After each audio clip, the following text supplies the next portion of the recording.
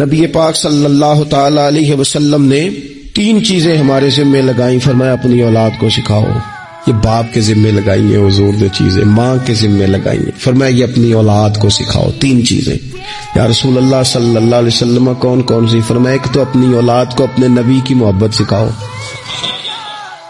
اس کا مطلب ہے ابا کو نعت پڑھنی چاہیے نا, اس کا مطلب ہے اماں کو نعت آنی چاہیے نا, اس کا مطلب ہے حضور کے قصیدے یاد ہونے چاہیے نا, اس کا مطلب ہے نا کبھی بازو تھام کے باپ کا ہے نا پتر چل آج فلان جگہ تجھے لے جاؤں وہاں مدینے والے کی باتیں ہوں گی.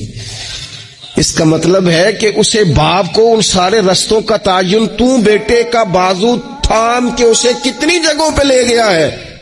چل ایک دن یوں بھی کر تھام اس کا بازو اور اسے حضور کے مدینے بھی لے جا کر محبوب کے سامنے کھڑا. فرمایا اپنے بچوں کو اپنے نبی کی محبت سکھاؤ.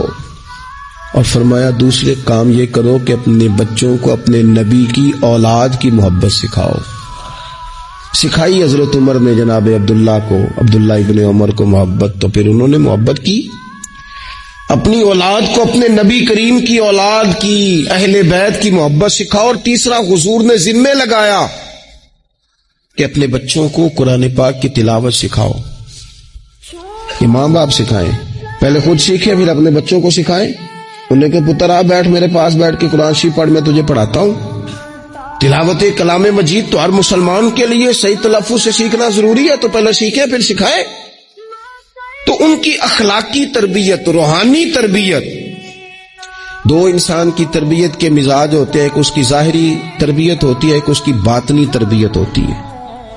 اس کے ظاہر کا بھی خیال کریں. نبی پاک علیہ السلام کے سامنے ایک بچہ کھانا کھا رہا تھا تو جہاں سے مرضی کھا رہا تھا, تو اللہ کے پیارے رسول صلی اللہ تعالی علیہ وسلم نے فرمایا سیدھے ہاتھ سے کھاؤ اور اپنی سائیڈ سے کھاؤ, اللہ تمہیں برکت عطا کرے گا.